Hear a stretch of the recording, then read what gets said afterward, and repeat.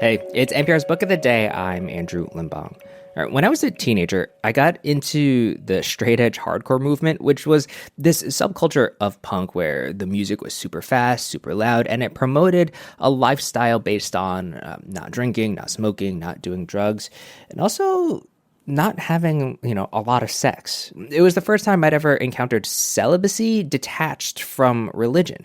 And it seems different than, I don't know, staying away from cigarettes. Like, even today, I think if you told someone you were sober from drugs or booze, they'd be pretty chill about it. But if you told them you were staying away from sex voluntarily, you might get some raised eyebrows. It just doesn't seem as commonly talked about. But that's what today's book is about. Melissa Febos' memoir, The Dry Season, is a look at her year-long journey into celibacy. And she spoke to Marielle Segarra, host of NPR's Life Kit, about why she did it and what she learned. There's a lot to get into here, so we're going to spend the whole episode on it. After the break, we'll learn about the breakup that led to this experiment. This message comes from Charles Schwab. When it comes to managing your wealth, Schwab gives you more choices, like full-service wealth management and advice when you need it. You can also invest on your own and trade on Thinkorswim. Visit schwab.com to learn more. This message comes from REI Co-op. REI believes there are places within yourself you find only outside, where you can defy your fears, find your grit, and say, I did that. REI has the gear, clothing, classes, and advice to help get you there. Visit your local REI Co-op or rei.com.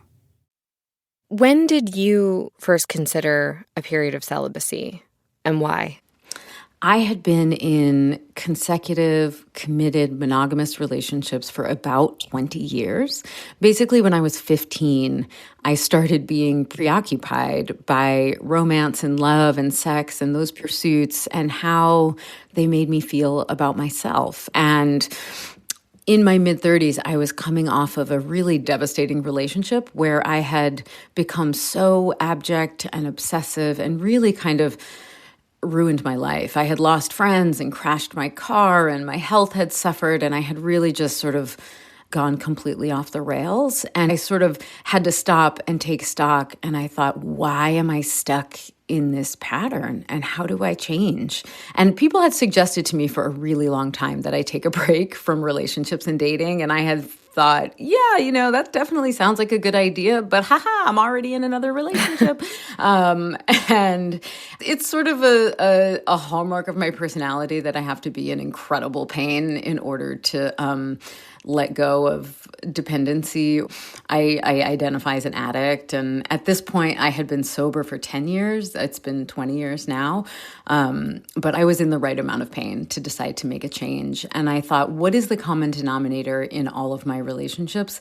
And sex was the first thing I thought of. I mean, I'll speak for myself here. Sex can be like a drug. Mm-hmm. Not just sex, but the pursuit of it. Mm-hmm. And the feeling that's generated within me knowing that I'm desired. I mean, you're speaking exactly to my experience right now. Yeah. Within weeks, maybe even days, I realized that sex was not actually the common denominator I was, and that it was all of that stuff that happened inside of me when I experienced the sort of surrounding pursuits of sex and love, the seduction and attraction and flirtation and what's called limerence, all of the yummy brain chemicals that get released when that spark flies, right? And sometimes that period of time before anything is consummated, before you know someone, is the most exciting and the most intoxicating. I mean, I don't think it's an exaggeration to say that it is a drug. And there are, plenty of people in recovery from sex addiction and love addiction. Mm-hmm. There's a moment in the book that I deeply related to when you were with someone who was drunk and didn't want to take no for an answer, and you knew that you were going to have to be quite clear and verbally forceful with your no, and what you might have done in the past would have been to just cave and give her what she wanted to avoid embarrassing her. But you say, I was heartbroken to choose myself. Well, that was a really difficult passage to write. It's pretty painful to develop self-awareness sometimes and to realize the ways that I have compromised myself. But, somewhat ironically, that's the only way that I can stop doing it. Also in my 30s, I went to a cuddle party, and there was kind of a workshop in consent at the beginning of the event. And there was a lot of encouragement to don't cuddle with anyone you don't want to, very active consent. And still, by the end of the cuddle party, I had cuddled with people I didn't want to. And at the end of it, I thought, what the heck happened here? I'm a queer woman. I'm a feminist. I know all about consent. Why was I saying yes to spooning with strangers that I don't want to? And I sort of followed that question all the way back to my early, social education in sex, where I got all of this explicit and implicit messaging that it was just bad to disappoint people when they wanted something physically from you. And despite my sort of feminist upbringing, I still had this very automatic sort of instinctive response that I should say yes when anyone asked anything of me, including physically, including sexually. And it's interesting because I have had these very clear epiphanic moments across the course of my life where I suddenly could communicate with my body. And I thought, oh God, I don't like this. This hurts. I don't want to be doing this. And my mind was like, oh no, we've been doing this for so long and it's really not okay. And taking a break from sex is a great way to sort of look at that and try to stop doing it. How did it feel for you in those moments to do something different in this period, to break a pattern or choose a different set of behaviors in situations that you had this script for? It was really interesting because it felt impossible right up until it became possible. I would acknowledge to myself, I want this to change.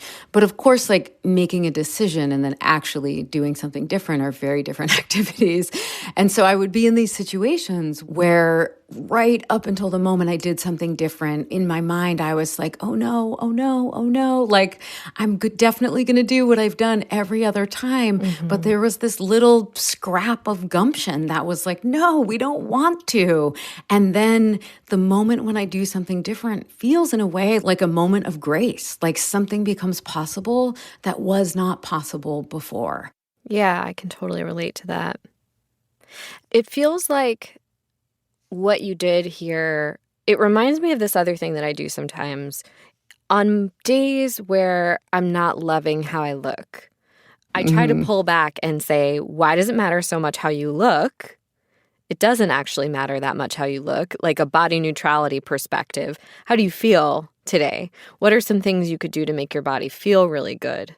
And it's taking off the pressure of performing attractiveness for other people. Exactly. And, I actually had a very specific experience about sort of looking cute and clothes because I had been wearing heels of some sort since I was a teenager because I'm really short.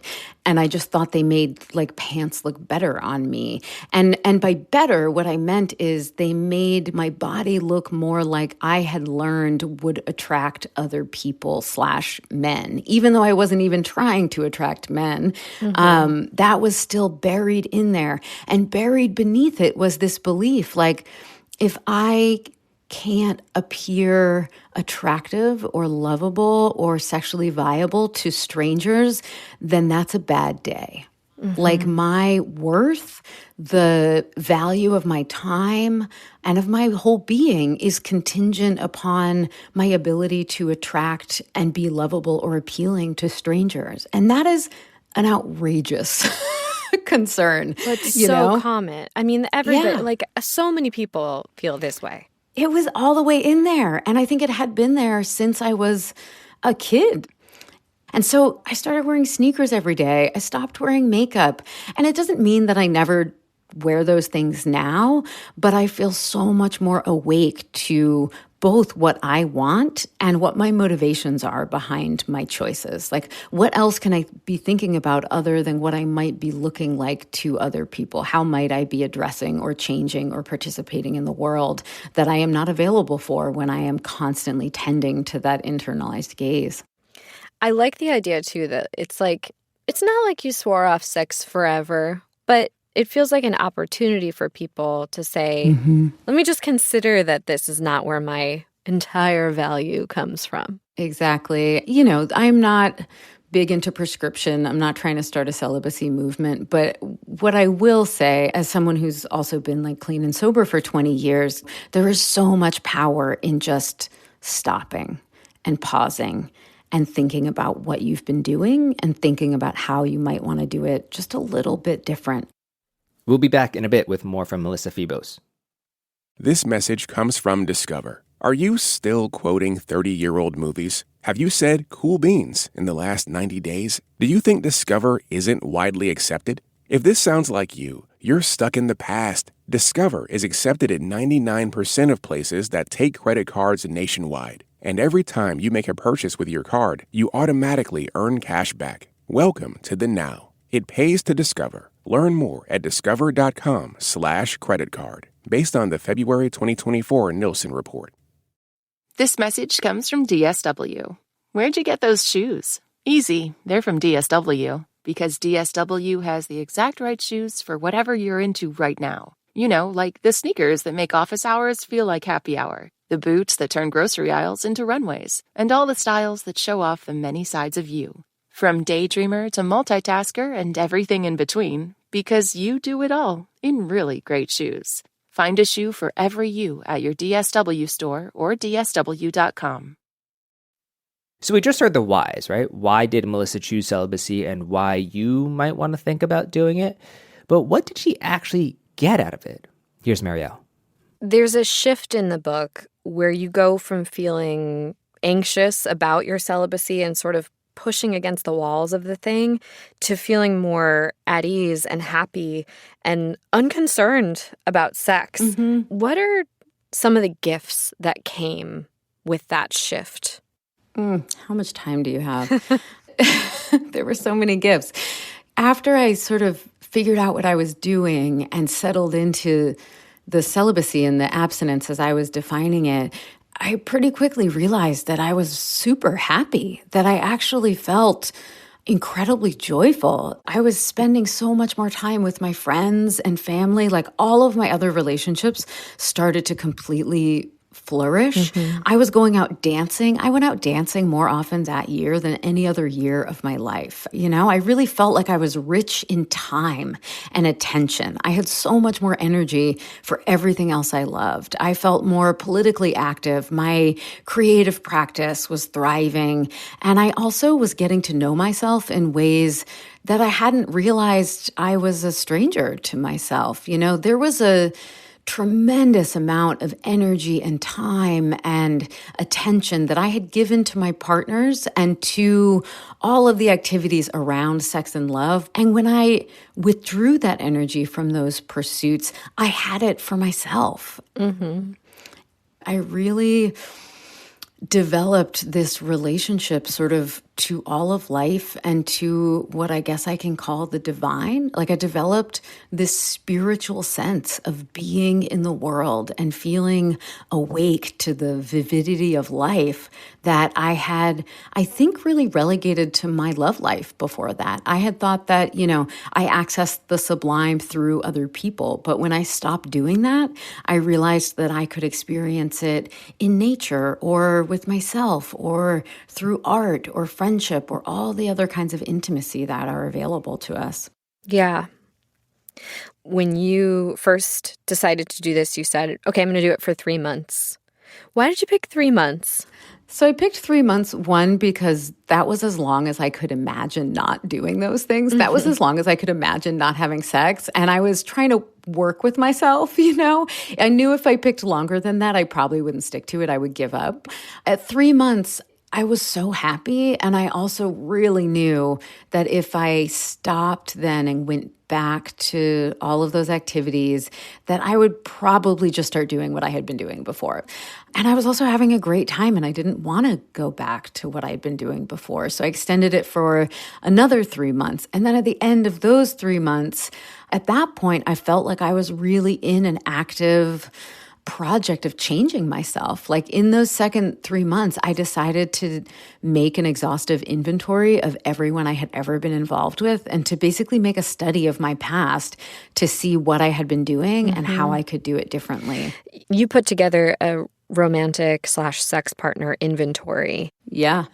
Everyone I had ever been with, everyone I had ever had any kind of entanglement with. It wasn't just sex. It was the emotional part too. And I devised a list of questions that I would answer about each one, sort of like, where was I dishonest? How was I self-centered? Like, what happened here? And, I had a story about who I was in my past relationships, and it was much more heroic than what I saw when I did the inventory. Doing the inventory really showed me what I had to be accountable for and how I'd been complicit in every sort of romantic disaster of my life. Yeah. It's a hard realization, but it does allow you to move forward and to try something different. That's right. And so I extended it for another 3 months.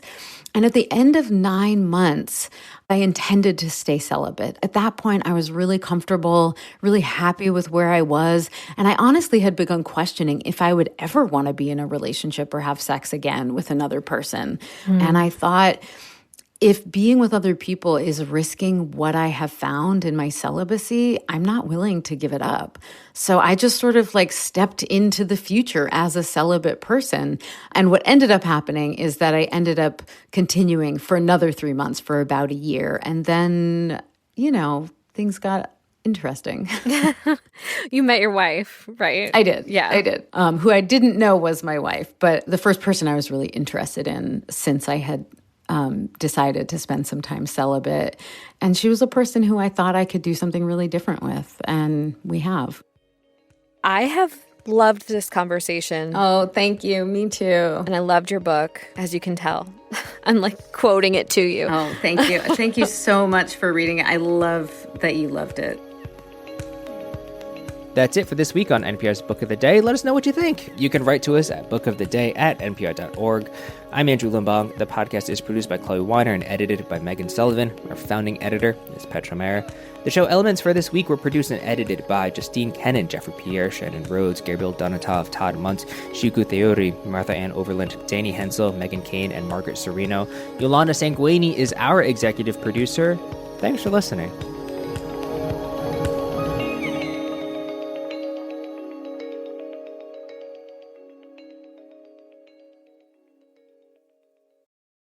This message comes from Mint Mobile. Mint Mobile took what's wrong with wireless and made it right. They offer premium wireless plans for less, and all plans include high-speed data, unlimited talk and text, and nationwide coverage. See for yourself at mintmobile.com/switch. This message comes from LinkedIn Ads. One of the hardest parts about B2B marketing is reaching the right audience. That's why you need LinkedIn Ads. You can target your buyers by job title, company, role, seniority, and skills. All the professionals you need to reach in one place. To get a $100 credit on your next campaign so you can try it yourself, just go to linkedin.com/results. That's linkedin.com/results. Terms and conditions apply. Only on LinkedIn Ads. This message comes from Warby Parker. What makes a great pair of glasses? At Warby Parker, it's all the invisible extras without the extra cost, like free adjustments for life. Find your pair at warbyparker.com or visit one of their hundreds of stores around the country.